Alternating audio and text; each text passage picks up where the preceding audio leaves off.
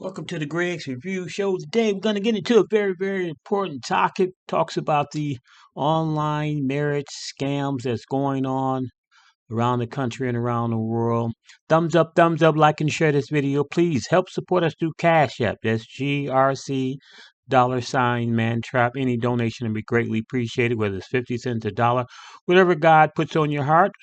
Thumbs up. Please hit that subscribe button. Without further ado, we're going to go get into this video right now. Let's do it.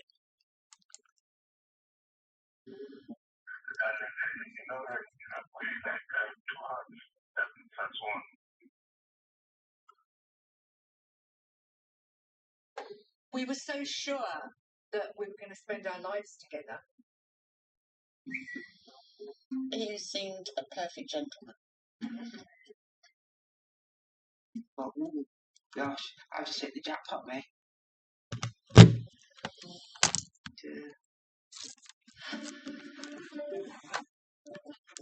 I just knew that something was not right, and that gnawed away at me day and night.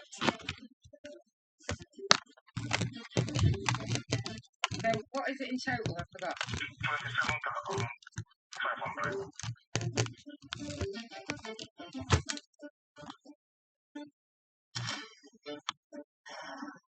I couldn't believe it. Where has my money gone?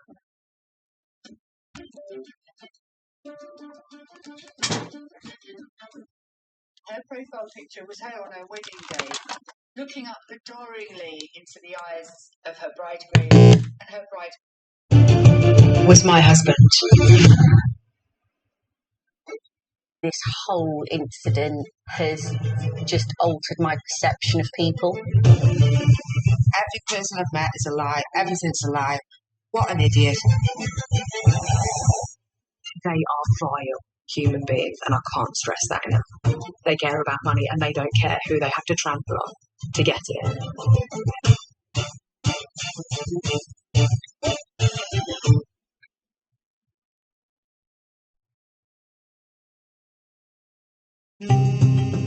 The connection that I got with him was something I've never, ever experienced in my life. Ever. March 2015. Lynn Hawes has fallen in love. When he asked me to go to the bag, I was ecstatic about yes. But the man Lynn thinks she knows doesn't exist. Something inside me was thinking, oh, what's going on here? She's about to be drawn into an international scam that will cost her over £100,000. I just thought, why have I got into this? And I can't get out of it. I just thought, I can't cope with this never.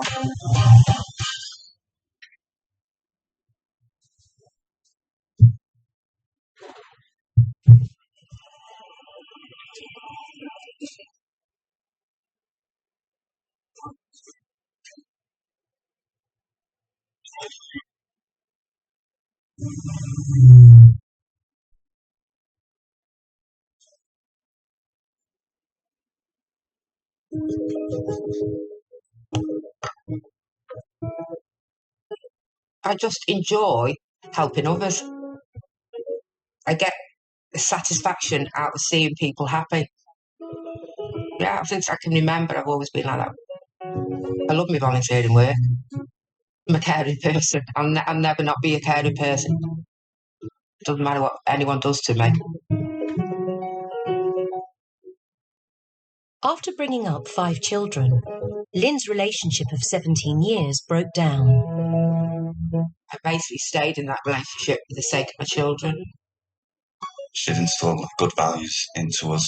You know, always be on time, never be late, always to do the right thing, always finish your dinner or you don't have your pudding, that kind of thing. Yeah, she definitely pushed that on us.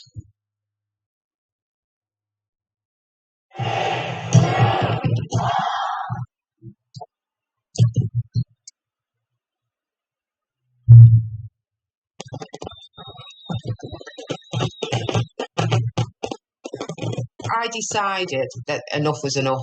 Just going to go out on a date and have fun. My friend said, why didn't you go on a dating site? I was like, ooh, I don't know about that. She said, well, why not? She'd been on one.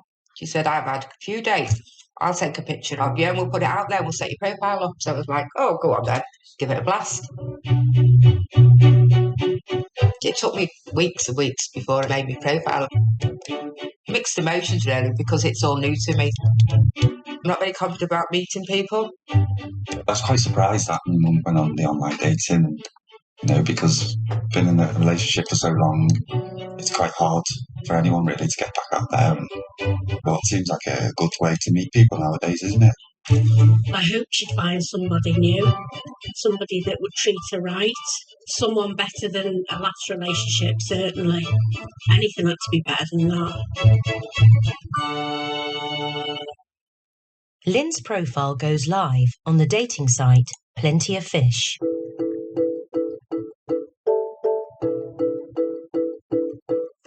It beeps when you get a message and it was going beep, beep, and I didn't want to look at them at first. I must have got maybe 200 within the first week, yeah. It gives you a confidence boost. Then, on the other hand, I was like, oh gosh, that means I've got to meet them. I'd arrange to meet people and then I'd bottle it. And I'd just message them and say, I'm sorry, I can't, you know, quite a few times I did that. Yeah. But one man stands out from the crowd. It was just such a lovely message. It's what he wrote, kind words. That pulled me in straight away. Kind people do. He said, what an absolutely lovely picture. He said, it's nice to see women not all dressed up, you know, just the casual look, he said. His name is John.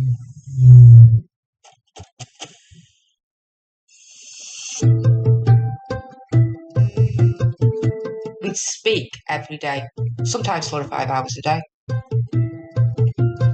He was interested, he wanted to know everything about my life, and I felt I could just open up to him. I told him things I've not even told my best mate. The connection that I got with him was something I've never, ever experienced in my life. Ever. Talking to her, she said, I've met somebody. And she said, he's really nice. I just thought, oh wow, she's found somebody, you know, this is looking quite serious. Definitely noticed a big change in her. Texting all the time, seemed really, really happy.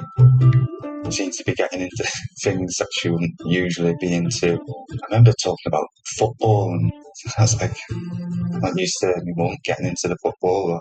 I think John was into the football. She sent me a message one night asking me if I think it's possible to fall for somebody that I've never met. He used to call me Chuckles.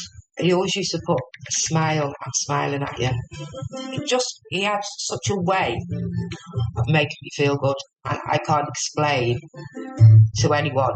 I've never seen Lynn as happy as what she was.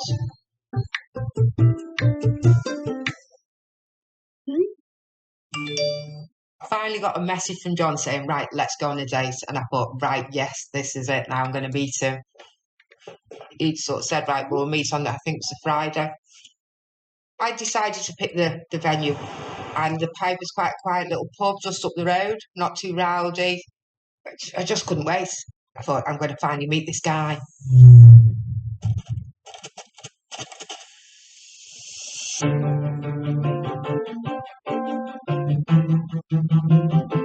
Pulled into the car park, I was about 5 minutes late. Got out of the car, went into the pub, and he was sitting in the corner bit. If you walk in, he looked over to me, I looked over to him, and it was like, my legs actually went like jelly. Honestly, but ooh, God, I just hit the jackpot, mate.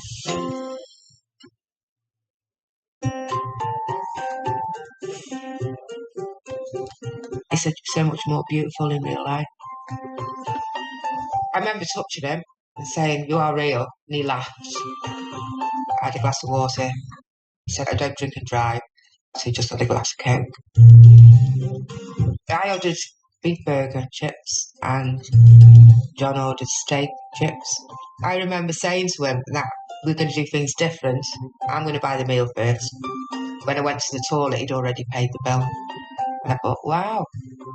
Said, it's all paid for. Don't need to worry. Yeah. It's these little nice gestures. I remember him saying, is it okay to kiss you? And I'd say, yeah, kiss me. Yeah.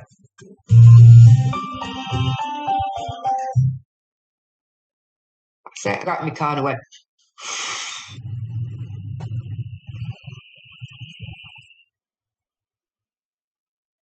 she seemed like she had a good time, and that was a big relief that she actually met the person that she spoke to, because you never know who you're really speaking to online. So I think that really settled me and my brothers. he texted me to say, I just want to see you again. Can't stop thinking about you. He said, how about meeting up in Parkgate tomorrow? I was like, whoa, second date, this is serious, this is. Parkgate's got little tiny cute coffee shops and that. It's just a nice little walk. I remember thinking, God, he remembers everything that I say to him. Just knowing that I liked walking and enjoyed walking. We ended up just walking down the little prom bit, just sitting on a chair there and talking, just talking for hours and hours and hours. It just flowed. You know, there was never a long silence. I think I'd probably fallen if I was honest.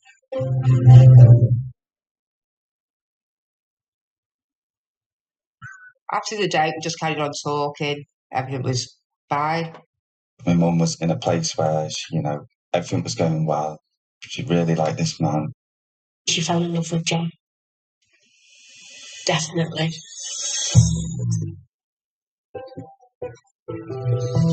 Then, out of the blue, John tells Lynn he's been called to Israel on business for 6 months. It was a secret mission. That's all he'd say. Yeah. John says he works for an intelligence agency and his work must be kept confidential. I remember talking to a friend and I said, it's just a bit odd. She said, my friend, his husband worked for the FBI, said he can't even say where he's going at certain times to his wife. He said, so that's pretty normal. He used to say, we'll carry on talking to each other. He kept saying to me, you will wait for me, won't you? Will wait for me. Of course I'll wait for you. 100%.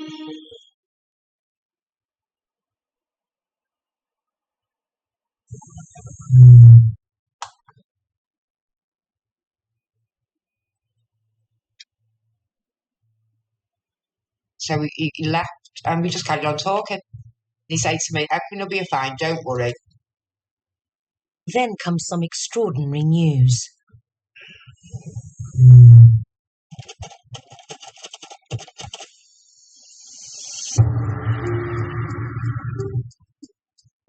He just texted me to say, it's just been told my dad's dead. It was a shock. Something to do with his liver because his dad was a drinker. He said he's in Dubai. I've got to go over there. My dad's left me something in his will. John tells Lynn he is inheriting £7 million. I remember thinking, I've never known someone with so much money. Like, kept saying 7 million. He said, I've got to go over there. I've got to sign all the papers. I said, what do you mean sign all the papers? He said, oh, he kept referring, Dubai laws are different than English laws. It's not like we do in England. He said, why don't you join us? So I'll be able to see you at the same time. So it'd kill 2 birds with 1 stone. Well, I haven't seen him for 3 months. I thought, yes, I've missed him so much. So I booked my flight. Next thing I knew, she was going to Dubai. Didn't feel very good about that at all. She's never been there before. Exciting place to go, so I was really happy for her.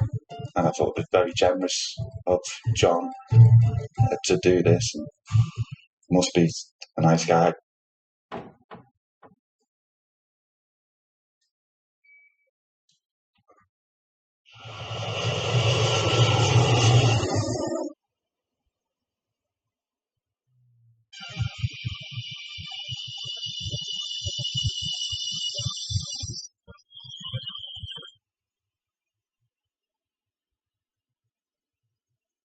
All I can remember is being outside the airport. And the time he said wasn't there. I was like, oh. He'd given me a number. So I was trying to ring his contact number, but I wasn't getting anyone who could understand English. And eventually I did.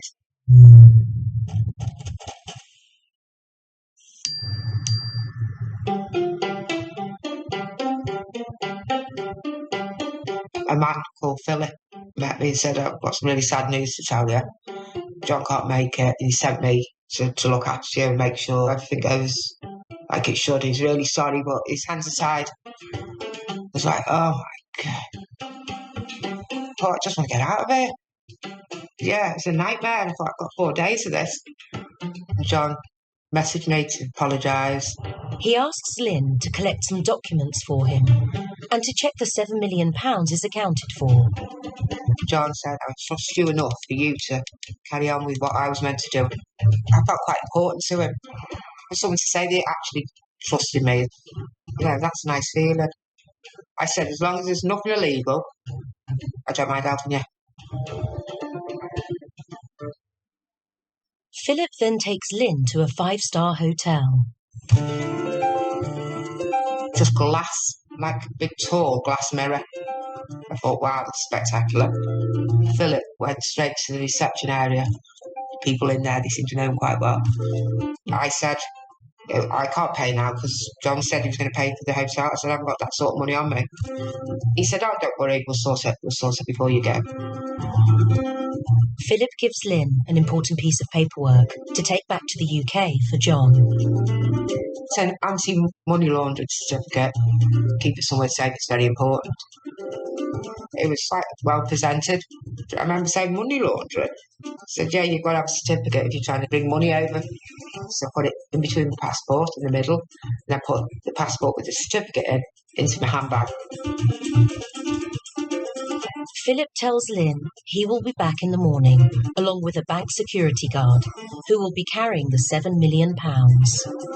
John sent me a code, said you're not to give it to anyone else. This is a code that will open my dad's case. I'm trusting you with that. You don't know who we can trust, Lynn.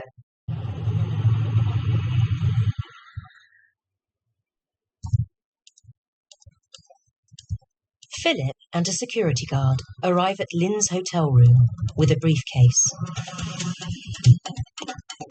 I said, you've got the code. Put the code in, it just went ping.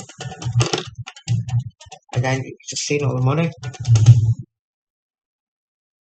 I was like, whoa, jeepers. But I made me shake, actually.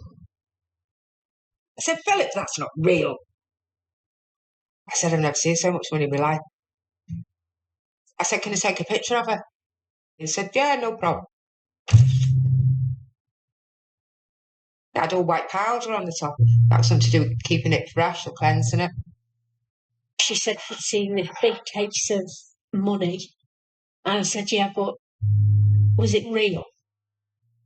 She insisted that it was real. I thought that sounded really dodgy. Philip gives some of the cash to Lynn.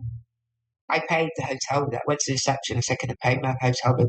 And she took that money. I went to the shop nearby and spent some of the money. So that money was real. Philip said, who gives that certificate that I give you to look after? I said, yeah, no problem. It wasn't in my passport. So I looked literally everywhere.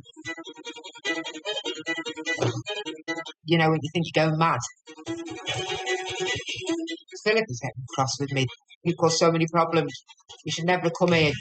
Lynn pleads with John and Philip to let her arrange a replacement certificate. I said, don't worry. You'll have the money. It gets sorted. I'll pay for it. She is told it will cost £10,000, and John won't let her pay for it. John was like, no. I couldn't ask you to do that. And I said, look, please let me. I feel really bad. You know, I feel like I've let everyone down and this trip's been for nothing and it's my fault.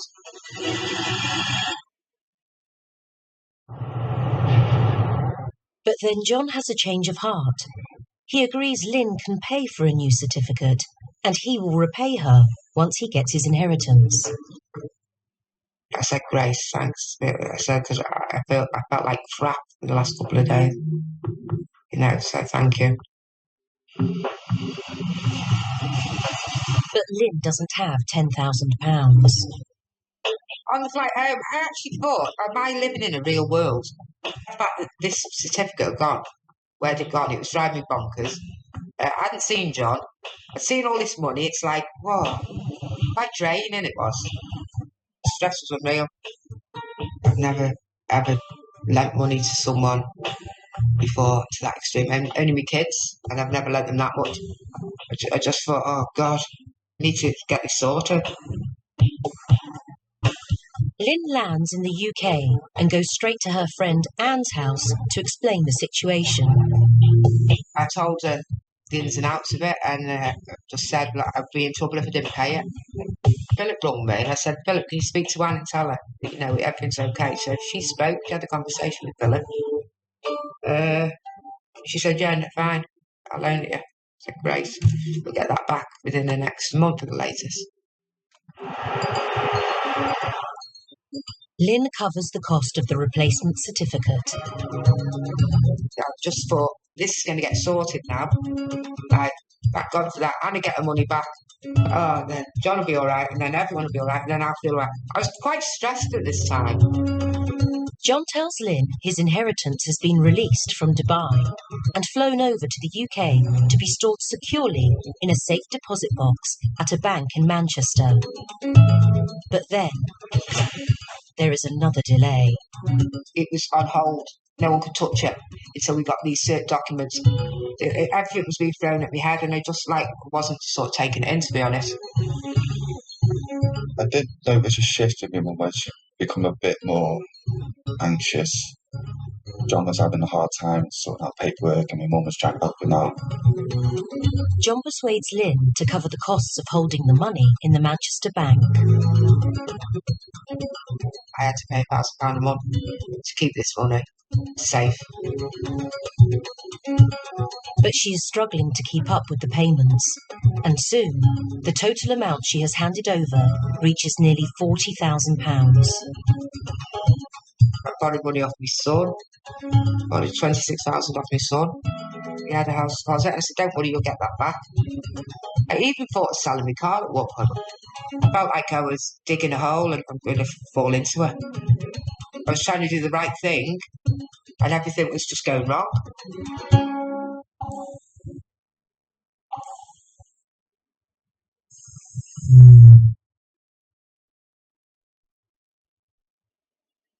The money is still stuck in the bank in Manchester, and Lynn is still paying to keep it there.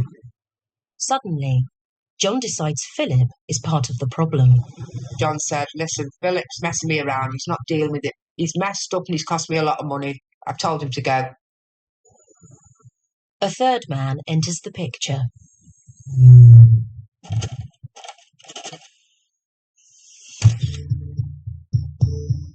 Lynn is introduced to Doug, a colleague of John's. John said he's on the ball, he's good, decent, trustworthy, and he's going to take over what Philip was doing, and we'll sort this money out. I thought, oh yes, that's great. Quite relieved. Quite relieved. You worry too much, he kept saying, you'll get your money back. Smiles. And it just used to think, yeah, he's right, I'll get the money back. Then Lynn's phone rings. It's Doug. He said, hi, my name's Doug. But what a really happy sound. He said, John's told me how stressed you are, and his main priority is making sure you're all right, and this will get sorted. It's a nightmare, he was saying. Why don't you come see me in London? So I thought, oh yeah, come on then. He said, stay in a hotel, and we can meet up and have a good talk.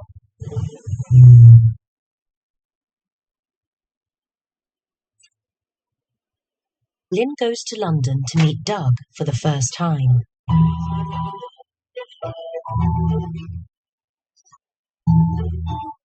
He was a big guy, shaved head, quite handsome, very well dressed, immaculate. Open the door for you, a proper gentleman.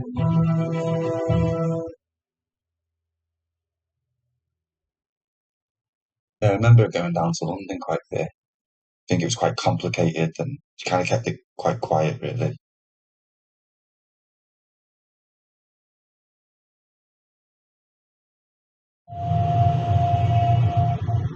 Every time Lynn meets Doug, she pays him to cover the ongoing Manchester bank charges.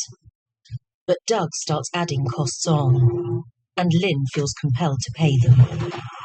Just thought, borrowed money off my son, I'll pay it. At that stage, it was like, I just want to get this sorted. Lynn didn't tell me much, and I didn't ask many questions because we knew it would get into an argument. Because I'd gotten my teeth into the fact that there was something not right. It was getting quite obsessive. I used to go to sleep thinking of it, wake up thinking about it, and ways I can get this right. Lynn and John's relationship begins to suffer. I was falling out with John. He was being quite nasty about Doug. I said, we're the ones with the stress. But John's behaviour only leads to Lynn and Doug getting much closer. We had something in common. Doug was the only one that understood. And soon, she falls for Doug too. I got intimate with him because we were both feeling it low. It was just two people coming together under this situation. So it wasn't because I wanted to be in a relationship with him. It just happened. We were connected. It just happened. I was surprised that she'd switched from John to Doug. I didn't understand a lot of it.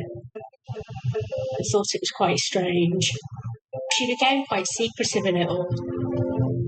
And Doug opens up to Lynn with persistent phone calls. Doug was ringing me up saying, if we don't get this sorted, we're going to be in a lot of trouble. I was like, oh, and he felt like killing himself. He'd cry on the phone to me. I just said, God, if he kills himself, I'd never forgive myself. He wasn't in a good place. And nor was I. I was crumbling, but I just put on this front that I wasn't. Then there is a breakthrough. John's inheritance is released from the bank in Manchester and arrives in London. We sorted all that out. I was chuffed to bits. But there is a problem. The 7 million needs to be exchanged from dollars to pounds. And Lynn is told this will cost £350,000. I just thought, why have I got into this and I can't get out of it?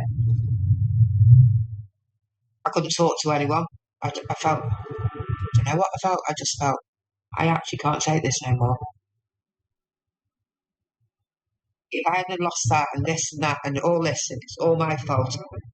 I just wasn't functioning properly. I went through hell and no one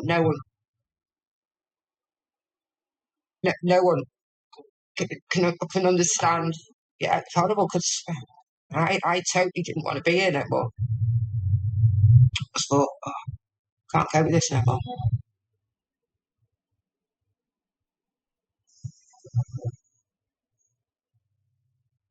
Then Doug reveals a plan. He says he's found a cheaper option. Yeah, Doug said, I know someone in Germany might get it cheaper. And then he went to Germany. But it's still more than Lynn can afford. In desperation, she borrows more money. She's already handed over £60,000. I took out a loan for £15,000 on the 4th of July. She wasn't the type of person to have like credit cards or loans. She was always really against them. She always used to say to me, you know, sensible with your money, don't get yourself into debt, don't buy anything if you can't afford it. She would always say, you know, don't lend people money.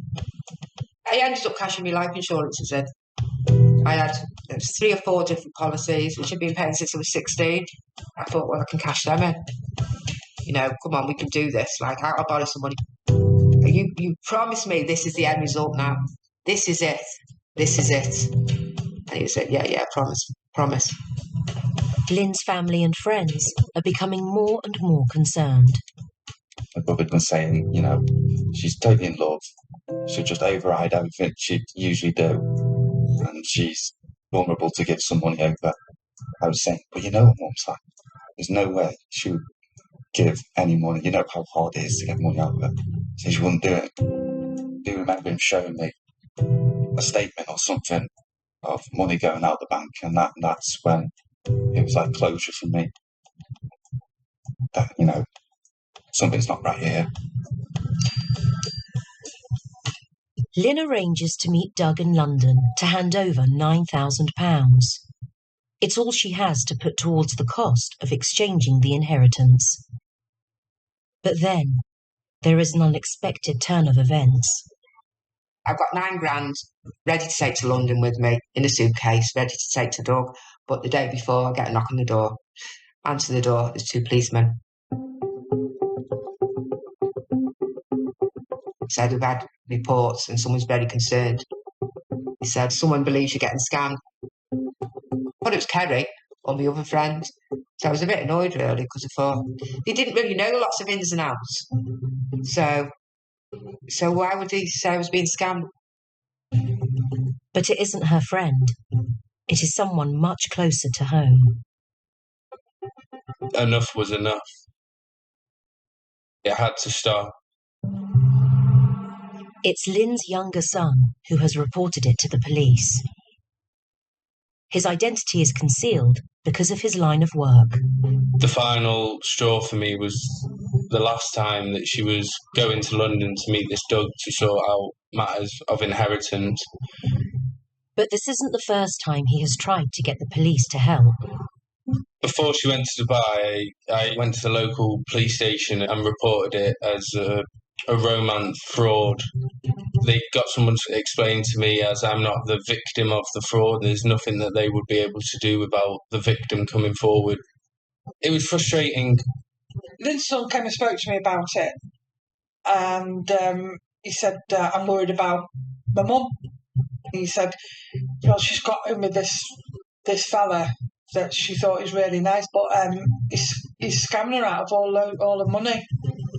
I contacted the police for the second time, and this time I said, unless you help, she's going to London tomorrow to meet someone. And at that point, they took it seriously. And they told me that they would try and persuade her not to go any further. The police give Lynn an information leaflet to read. It said, do not give money to anyone you haven't met. I said, but I've met him. They ask her to contact John. He said, you get on to whoever you're speaking to now. Tell him the police are here. He put me, he said, you'll never hear from them again. I said, right, okay then. So I said, texted John and said, the police are here. Someone's concerned they're being scammed. He told me to let you know.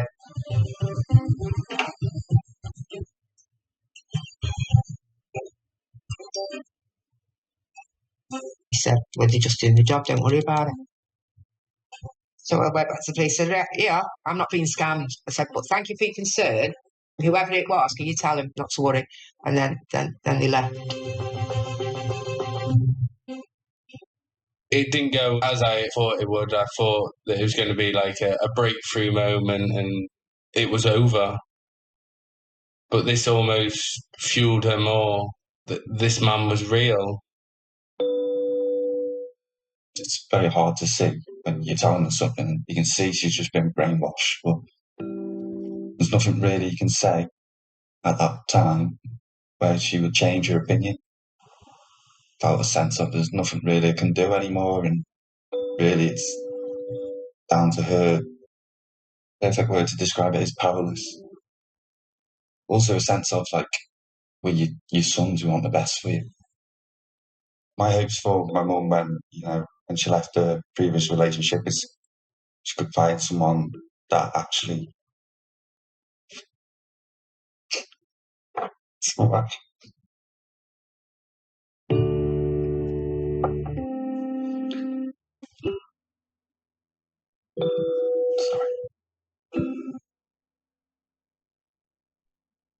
hopes she find someone who actually wasn't toxic and she, just have a good, happy relationship, do normal things and just enjoy your life, really. She's not easily fooled, Lynn isn't.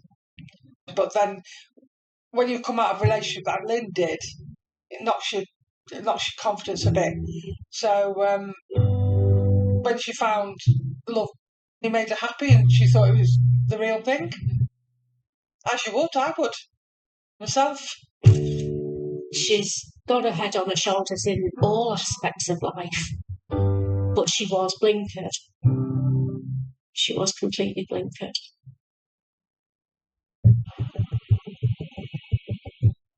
Despite all the warnings, Lynn goes to London to meet Doug and hands over the £9,000. On the train back home to Chester, she receives a call. John rung me because he knew that I'd literally had enough. And the number was the United Kingdom number. But he's meant to be in Israel.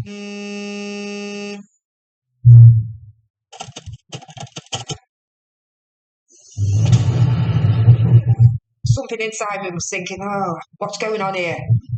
I was still trying to make excuses for things. And I thought, no, Lynn, that's United Kingdom. You can't make an excuses. You're seeing that. He's in the United Kingdom when he said he's meant to be somewhere else. I just felt lies. All the emotions you could feel, I felt he's lied to me. Every person I've met is a lie. Everything's a liar. What an idiot. What a dickhead. What a stupid cow. What an absolute stupid cow. Why would you believe in, why would you choose to believe? Why did you not question it? Why did you, all wise.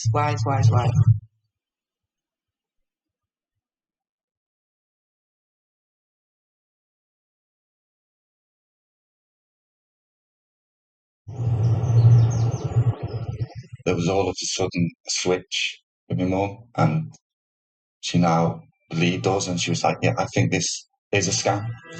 I'm not sure exactly where that came from and why she suddenly thought that, but it was a big relief. My priorities had completely shifted then. I thought, right, I'm getting onto the police here. She phoned me and just said, I'm going to get the police involved. I said, why? And she said, I've given him money. I said, well, how much money? She said, about 100,000. I was shaking. Couldn't believe it. That evening, Lynn tells the police everything. Detectives explain she is the victim of a complex con. John, Philip and Doug are all working together, and they are all false identities. All sorts were going through my head. My money that I'd lost, that was my stupid fault. But the mental side, what them people did to my head, if you would give me a choice, your money back for jail, I'd have said jail all the way.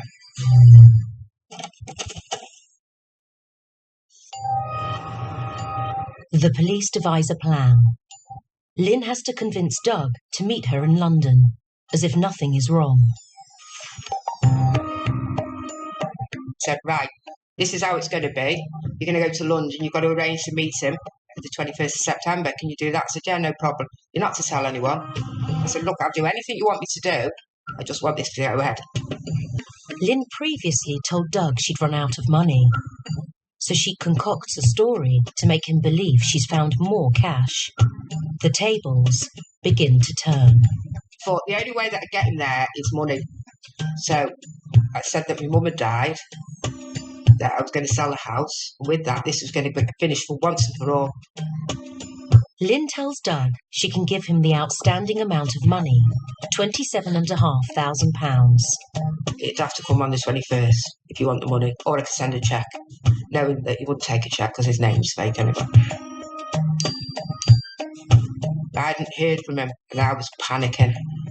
I was like, oh, maybe he sussed me out and all that. She makes one last effort to get hold of Doug. Try again.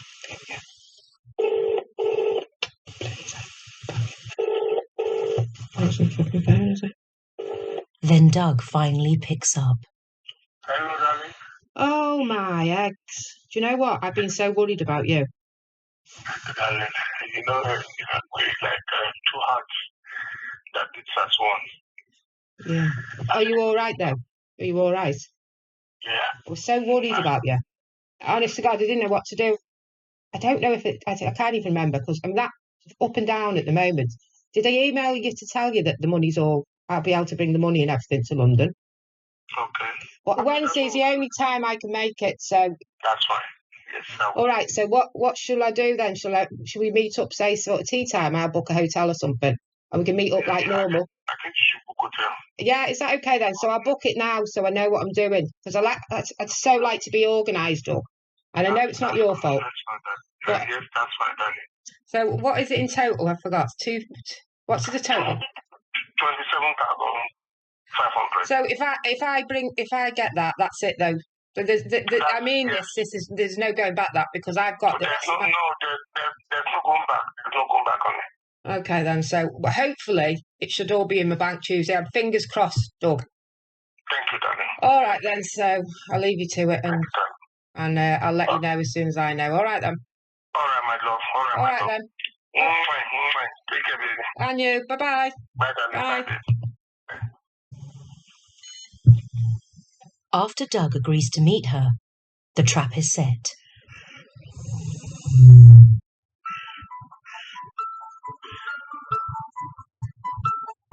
So on the day of the sting, they rung me up the police and said, we booked the train for you. There'll be 5 or 6 police on the train. We won't know who they are. They're there for your protection. Lynn is told to go into the station toilets when she arrives in London. Went into the Euston toilet. Was told to just wash my hands and put my bag on the side. Someone would come in, took something out, put it in my bag and just walked off. That was it. I had a tracker then, so if I got lost, it could pinpoint where I was. So I was on the underground. Lynn travels across London, followed by 6 undercover police officers. It was like a movie.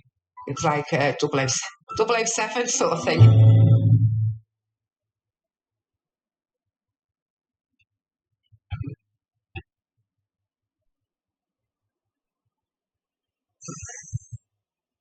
So I got at the hotel about 4 o'clock. Rung Doug to say I was here, and he said, I've been delayed, so I'll get to you as soon as possible. He was expecting her to hand over £27,500. Lynn waits and waits. I was at the bar, and they had the police all around the tables. I was sitting at a place where you could see both entries. So as soon as Doug come in, he told me to put my bag on the table. He come over, put his arm around me, come from all over the place, grabbed him, and then that was it. They arrested him.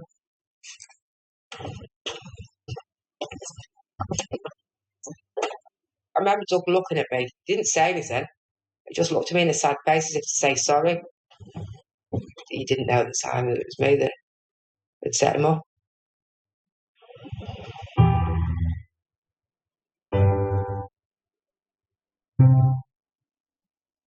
In less than a year, Lynn has lost over £100,000. She has borrowed over £40,000 from friends, and all her savings are gone.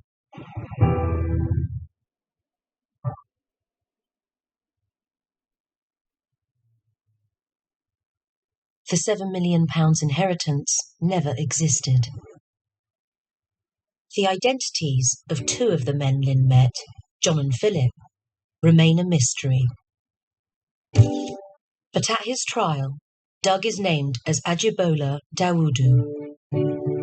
He is sentenced to 45 months for fraud and deception. Finally, Lynn's nightmare is over.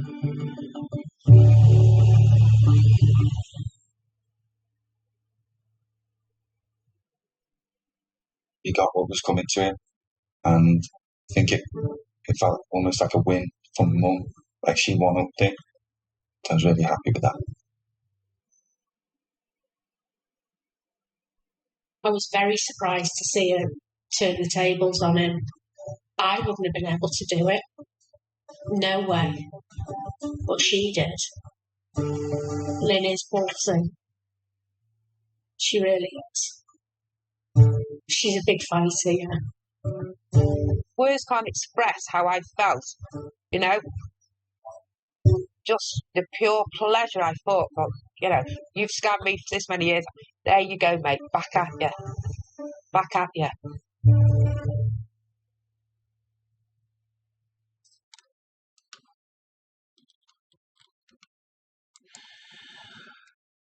as you can see, YouTubers, you got to be very careful out there. As you see with Lynn, she kept spending money on this guy, and he was just kept scamming her. She lost thousands of dollars. So, the family, you can't, when you meet these cats, do not give them any money. That's the first thing. Don't give them a dime. Don't give them any personal information about you. Don't let them make you out of a mule where they're constantly coming to get money. When they start asking for money, I don't care if it's $10. Don't do it. That's the secret to these scammers out here. They'll scam you out of your life savings. As you can see what happened to Lynn. She was scammed out of her life savings. But thank God she was able to get back and get this culprit caught and locked in prison. So thumbs up, please like and share this video. I really appreciate you visiting the Greg's Review Show, and support us through Cash App if you can. All the information is listed below. Hit that subscribe button for us. We really appreciate it. And if the Lord say the same, I'll talk to you next week with a wonderful, wonderful topic. Take care. Bye-bye.